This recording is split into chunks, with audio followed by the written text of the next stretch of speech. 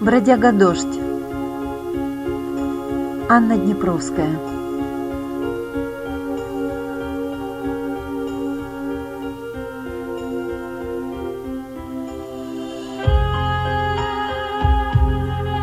Срывая ноты грусти с саксофона,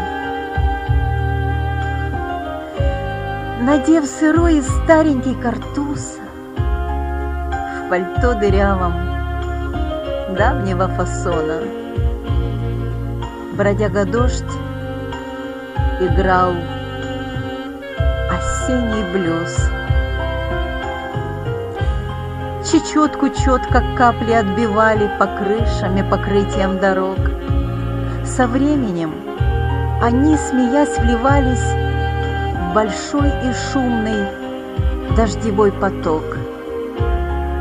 На мокрых листьях отражалось небо, а паутинки меж ветвей дрожа лишь вспоминали время сладкой неги, где вместо капель бабочки кружат, когда листочки с ветром танцевали, не ведая, что холода придут.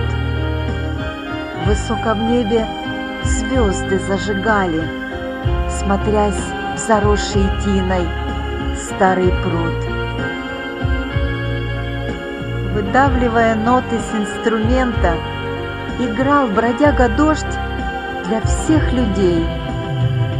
От них совсем не ждал аплодисментов в оплату за игру души своей.